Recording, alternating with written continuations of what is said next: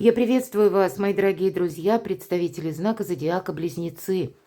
Таро расклад. Что ждет? Узнай будущее. Таро прогноз на декаду, на 10 дней с 20 по 31 мая. Давайте узнаем, что же до конца месяца мая, какие события придут на ваш порог или с чем это будет связано. Быть может, что-то изменит ваши планы.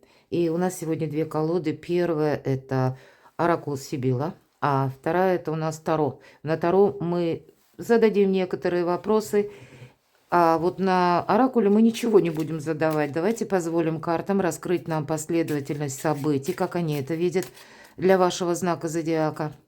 Ну и если будет что-то непонятно, мы дополнительные карты достанем. И при этом давайте останемся практиками и реалистами. Жизнь не бывает полностью предсказуема, но и любой расклад, прогноз не расскажет о личной истории каждого из вас. Но я опять же надеюсь, что вы переложите вашу конкретную ситуацию на значение карт и просчитаете для себя, может быть, фарватер ваших действий, или найдете выход из какого-то затруднительного положения, или пазл, быть может, у вас сложится. Иными словами, давайте будем узнавать, какие события ожидают ваш знак зодиака до конца месяца, в последнюю декаду мая. С чем это будет связано? События ближайшего будущего. Первая карта. Вторая о событиях ближайших дней. 10 дней не такой большой срок, но все же, что ждет или чего ждать, да, так тоже можно сказать. А на Таро неожиданность будет первая карта. Это то, к чему мы, возможно, и не готовы. Но пусть это будут приятные сюрпризы. И тем не менее, давайте достанем, с чем или с какой сферой жизни может это быть связано. Вторая карта – карта вашей силы. Что у вас получится, может быть, подытожить, осуществить, исполнить, да? Или в чем ваша сила, что вам помогает? Достанем три карты по основным сферам жизни. Это дела, работа, бизнес, направление, может быть, в учебе, или то, что вы себе ставите в план, у кого-то документы. Деньги, финансовая энергия, любовь, отношения и личная жизнь. Достанем с вами карту «Совет». Откроем ее в самом конце. Итак, события ближайших дней. Верность. Смотрите, верны. Это и вы можете быть кому-то верны. Кто-то верен вам, мои дорогие. Какие-то отношения, которые такие, знаете, душевного тепла отношения. Так и хочется сказать, потому что по собаке это безусловный друг, который принимает нас такими, какие мы есть, который, с одной стороны, умеет за нас порадоваться, а с другой стороны, умеет и прийти на помощь, если это необходимо. И есть какие-то контакты, буквально друг или человек такой надежный, проверенный. Нечего добавить. Давайте посмотрим, что дальше, с какие еще события.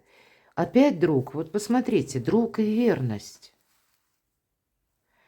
Может быть, ситуация в личной жизни, любви. Или вы будете что-то для себя продумывать, да, по части ваших отношений, перевести их на новый уровень. Раз две такие замечательные карты выпали. Ну, я могу также и допустить для тех, кто один или одна. Задумайтесь, чтобы такой человек искренне был рядом с вами. Как встретить такого человека? Может быть, как расширить диапазон вашего круга именно общения, так чтобы новые люди пришли в вашу жизнь. Хотя для кого-то это может быть прямое содействие в решении конкретного вопроса. Но опять же, дружба может быть как и дела общественные, или дела, которые у вас есть в социуме, или то, что касается вашей работы, вашего продвижения. Вы будете тоже взаимодействовать с конкретными людьми, и как минимум есть один, которому вы доверяете, и это какие-то обстоятельные беседы, планы на будущее. Ну, вообще по этой карте мы не одни, и это само по себе здорово. Давайте откроем следующую карту. Любовь, мои дорогие. Ну вот правда, говорила, если будет нужно, мы достанем дополнительные карты. А что тут доставать? Верность, друг, любовь. Тремя вот этими словами, наверное, сказано очень многое. Как и вопросы личной жизни, контактов. Хотя я, конечно, допускаю такое, да, если любовь. Мы ведь разные. И кто-то сейчас только задумался, может быть, так серьезно, по-серьезному точнее, а стоит ли мне продолжать режим отшельника, а кто-то из вас, может быть, видит, что и отношения никуда не идут. Мы все, безусловно, в какой-то своей реальности находимся. Вы, тем не менее, будете обдумывать, да, если это одиночество, то почему бы его не завершить? А если это те отношения, которые, ну, все на уровне обещаний, а была ли там любовь, да? Хотя кто-то может и пытаться, если были какие-то, ну, такие мелкие недочеты или не смогли договориться, тут как раз вы сможете помириться, это точно, проговорить что-то очень важное, нежели какие-то непонятки такие мелкие, потому что вами руководит любовь. И такое я тоже могу допустить. Очень добрые карты. Ну, давайте четвертую уже откроем. Но есть вот и все-таки те люди, да, вот если такую демаркационную линию провести, ищущие удовольствие. Вот конкретно так. Есть друг, есть те, кто верны, кому вы можете доверять и хотите доверять. Есть и любимые люди или человек один конкретно. Но есть и те, которые... Ну вот есть такое не очень красивое слово прихлебатели, да, или те, которые хотят вот так слегонца, ну, как-то по-легкому прожить жизнь, может быть, или как-то с вами провзаимодействовать, получить от вас какие-то бонусы, или буквально ищет с вами развлечения. Почему нет? И такое тоже могу допустить. Ну, давайте подведем итог. 4 карты. Разделять, наверное, зерна от плевел. Вам придется в эти 10 дней, мои дорогие близнецы. Ну, будьте мудры, будьте гибки. Неожиданность. С чем это может быть связано? А вот, наверное, по аркану Луна попробуй разбери, кто мне друг, кто мне враг, а кто так. И бойтесь равнодушных людей, это правда. Вот особенно по аркану Луна. От равнодушных мы никогда не знаем, что ожидать. И в неожиданностях остерегайтесь толпы. У вас в неожиданностях выпадает этот аркан. Я обычно говорю, есть, напоминаю, выражение «меня несет толпа». И мы собой не управляем. Так вот, вы должны все время, ежеминутно, можно сказать, управлять своей жизнью. Может быть, управлять буквально, куда вы собираетесь, намереваетесь идти, где вы находитесь. То есть вот это чувство осознанности в моменте здесь и сейчас. Ничего не делать на автоматизме. Иначе мы словно по аркану Луна оступиться можем. Вот есть такое значение. Я надеюсь, это ни для кого не проиграется, но тем не менее предупредить должна. Ведь это сама по себе 1000 неизвестностей, неопределенностей. Хотя, мои дорогие, вот по части личной жизни... Для тех, кто в паре, для людей семейных здесь больше эмпатии. Опять же, душевного тепла, каких-то важных разговоров, планов на будущее, улучшения ваших домашне-жилищных условий. Ну, может быть, дом будете делать, квартиру более комфортным, что-то улучшать, перестраивать. Ну, самая разная палитра. Или просто какой-то хлам будете выбрасывать, может быть, и так, за ненадобностью, да, потому что уже мешает. Слушайте свою интуицию, она вам будет давать правильные подсказки. В чем ваша сила? В неспешности. Когда мы не бежим сами впереди паровоза и понимаем, что добрые дела наспех не делаются. Ну, знаете, вот так резко как-то форсировать или на чем-то настаивать, то нет. А вот предоставить, может быть, даже времени событиям развиваться самим по себе, вот где-то и так. Но все-таки это предполагаются ваши действия, потому что человек нам показан, он как будто растит денежное дерево. Понятно, что он посадил когда-то семечко, а потом за ним ухаживал. Поэтому ухаживать за вашей идеей, ухаживать за вашими отношениями, ухаживать за вашим проектом на работе, то есть уделять необходимое внимание и понимать, что да, действительно, может быть и большое видится на расстоянии, у кого-то так проиграется. Вы понимаете, зачем какие-то прежде, те, которые события произошли, зачем это нужно было пережить. А вообще, я бы сказала, такая вот неспешная декада, которая вам открывает глаза, наоборот, и как и на людей, но еще и одновременно на то, что следует продолжать или что, по сути дела, является вашим прогрессом. Где-то в неторопливости, в детализации ваша сила. И поэтому все равно, как бы это дерево денежное вырастет, и плоды вы соберете. Но, может быть, еще пока не время на этой декаде. Куда-то не бегите, правда, не торопитесь, не пытайтесь одним махом в попыхах решить многие ключевые вопросы. Давайте посмотрим. Дела, работа, бизнес, у кого-то учеба. Ну, карта мага. Да тут все в вашей власти. Как близнецы захотят, так и будет. Я не исключаю, что вы с такими людьми можете столкнуться. Эта карта называют ее великий манипулятор, но маг, помните, великий практик и реалист. И хоть мы часто ее ассоциируем с какой-то магией, а тут не про магию, просто человек ставит перед собой цель и использует разные методы. Он правильно, опять же, он реалист, он правильно оценивает обстановку, что происходит вокруг, или вот эта осознанность, о которой я говорила. И тогда мы видим возможности. Мы тогда не застреваем в каком-то шаблоне или думаем, что вот или будет так, или вот вообще никак. Или, по моему мнению, должно быть вот именно в этой последовательности. А нет, маг, он гибок или мудр еще одновременно. Он правильно оценивает, что происходит сейчас. Он знает, что происходило прежде. Он где-то просчитывает, что будет дальше. И поэтому он совершенно не настроен себе навредить. Скорее, он со всеми и со всем провзаимодействует, нежели он от чего-то откажется, а потом он пожалеет. Вот какие-то такие очень мудро, добро, спокойные энергии перед вами открывают палитру ваших возможностей, мои дорогие. И здесь все что угодно. Старший, опять же, аркан. Слушайте интуицию. Это действительно. Вы можете в эту декаду даже как подтверждение своим прежним интуитивным предчувствием или подсказкам шестого чувства, увидеть подтверждение и самому себе сказать, а ведь надо же, я ведь знал, что вот к этому все идет, или я знала, что в принципе так на самом деле и будет происходить, и все это будет способствовать самодоверию. Вы через доверие собственной душе, знаете, как в себе в самом где-то друга обретаете. И это очень важно в наше время, нестабильное достаточно. И с какой бы стороны вы ни смотрели. Когда мы понимаем, что у нас есть такой мощный инструмент, как самодоверие и наша интуиция, значит, мы в спокойном состоянии души можем просчитать действительно на пару шагов вперед. Или словно быть во всеоружии. Что бы ни происходило вокруг нас, хоть камни с неба, а вы учитесь находить выход из любого положения, из любой ситуации. Правда, тут ваша сила.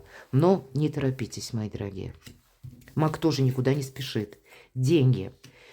Есть какое-то сожаление. Это девятка мечей. Это карта отчасти искаженного восприятия. И тут не совсем все так, как вам кажется. Карта сразу говорит, открой глаза, и тут все по-другому. Ну, давайте мы с вами достанем дополнительные карты. Может быть, это для кого-то нужно просто, знаете, к примеру, какую-то новую стратегию, тактику по части финансов разработать. И произошли некоторые события, которые вас как раз и подводили к этому итогу. Давай как-то действуй дополнительно или действуй иначе. А мы тут можем застрять, потому что по этой карте мы воспоминаниям подвержены. А рядом карта, кстати, мага. И я всегда говорю, когда рядом с магом выпадает девятка или восьмерка мечей, обе карты искаженного восприятия, то тогда не наколдуйте себе того, чего не надо. Мысль материальна. И то, что мы думали вчера, составляет концепцию дня сегодняшнего. А то, что думаем сегодня, мы себе притягиваем как будто из завтра. Так вот, на завтра никому эта девятка мечей не нужна, поэтому действительно не наколдуйте. Что там за ситуация у вас по финансам, по денежным потокам, отшельник? Ну, тут надеетесь вы точно сами на себя, хотя у вас может быть такое, знаете, как разочарование. Мне никто не помогает, а я всем помогала и помогала. Может быть, и правда так есть? Это вам хочется, мои дорогие, закрыться, или не все складывается по финансам ровно так, как вы это планировали? А что еще? А тем не менее, тут действительно у вас есть тот человек, который вам поможет, или правильное взаимодействие. Поэтому, мои дорогие близнецы, если была какая-то патовая ситуация по финансам, то есть тот, кто придет на помощь, но я бы еще сказала, и вы сами ведь можете находиться вот в этих энергиях короля Пентаклей. Вы можете обращаться в банк, вы можете что-то согласовывать, но я так вижу с учетом этих двух карт искаженное восприятие, как будто деньги есть, но, может быть, не в том количестве или совсем как-то не ту стратегию, которую вы себе просчитывали прежде. И вам тут нужно что-то переиграть, переделать. И, может быть, и правда кто-то будет буквально вынужден или обратиться в банк, да, может быть, поддержка, может быть, вы там что-то планируете провести такие согласования с банком, получить кредит. Кто-то, наоборот, закрывает кредит. Это мы расстаемся с деньгами, да, с одной стороны, заплатил кредит, можно радоваться уже, а с другой стороны, а вот на данный период времени как-то так узковато с этими деньгами у нас получается. Мы все разные, опять же. Поэтому я все-таки вижу по королю Пентаклей, вот в какой бы вы ситуации ни находились, здесь есть возможность стабилизировать даже самую сложную. Или наоборот, у вас как раз сейчас уверенно надежный период. Тут больше добрых энергий в отношении вас, мои дорогие близнецы, направлено. Но вы-то ведь можете вот устроить себе такой сеанс самокопания. И опять же, карта говорит, открой глаза. Давайте мы по финансам спросим совет.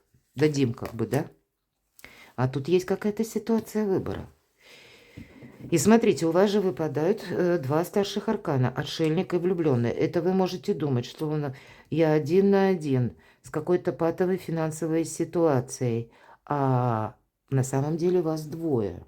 Или есть какое-то взаимодействие. Ну, правда, выход вот вы точно найдете. Или, может быть, есть смысл что-то самому не додумывать. Вот все карты об этом говорят. А именно с кем-то что-то обсудить.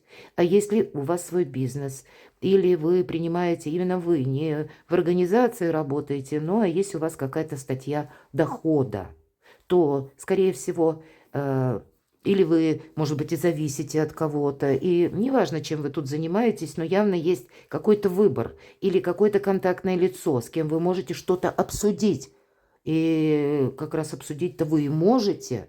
Тут нужно что-то вынести на поверхность и правильно взаимодействовать. Может быть, вы и сделаете какие-то выводы, я такое допускаю. И, может быть, вы и выбор какой-то сделаете на последующий период. Но то, что здесь вы можете, ну, как минимум на 50% остаться довольным и закрыть какую-то финансовую тему или вопрос, то это точно. Но, по крайней мере, ясность по финансам вы в эту декаду можете себе внести. Это факт. При должном желании, конечно, мы можем застрять, да, вот в таких разочаровывающих мыслях. Иногда девятка мечей, кстати, говорит об инсомнии. Поэтому, если действительно бессонница вас беспокоит, подумайте, или есть смысл обратиться к специалисту. Это может быть из-за усталости. Уставшие люди тоже делают ошибки. И порой мы от физического напряжения не можем заснуть именно из-за усталости. А иногда и от мыслей, от эмоционального напряжения мы устаем еще больше.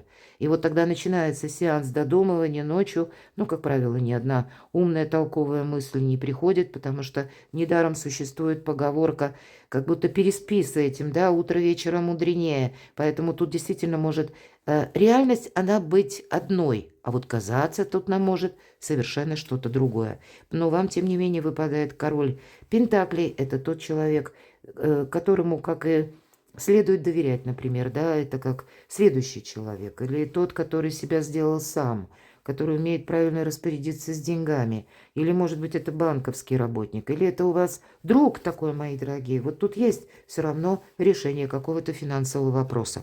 И кто знает, а может быть, для кого-то подобная ситуация, как ваша вторичная занятость, которой вы бы и хотели заняться, но пока не знаете, как к этому подступиться. Вот я, кстати, такое тоже могу предположить. Значит, ну так шаг за шагом что-то вы изучите, и у вас получится. Туз чаш. Ну тут одна из лучших карт в колоде как раз на личную жизнь, на отношения, на любовь. Сама по себе карта любви. Правда, туз, да, но это как эмоции через край.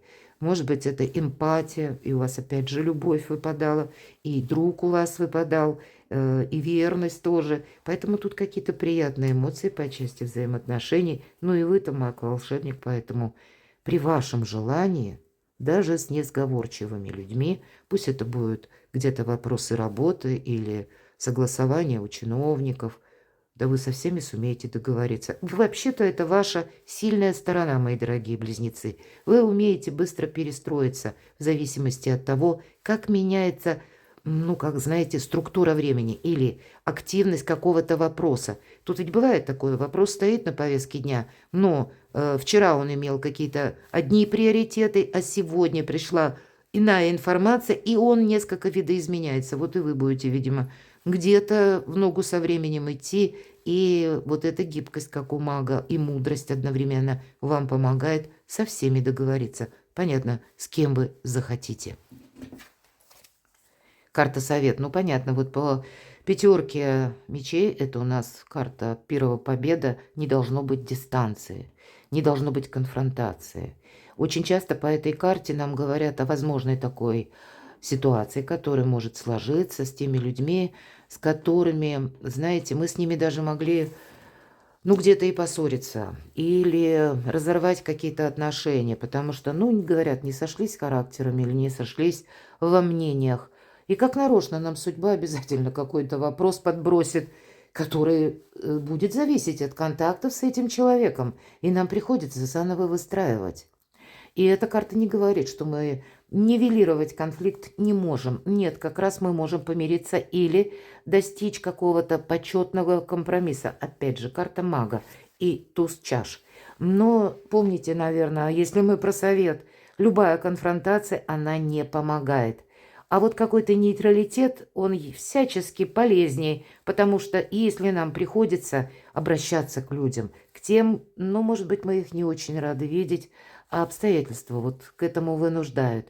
Нам всегда проще начать разговор, когда прежде какие-то разговоры не заканчивались в обидах или на высоких нотах. Поэтому тут нейтралитет помогает. И если были какие-то конфликты или недопонимания, сведи к нулю. Как будто вот такой совет нам дают карты. Иначе тебя какая-то ситуация, она тебя будет тяготить. Вот нам, наверное, этот и человек показан, да?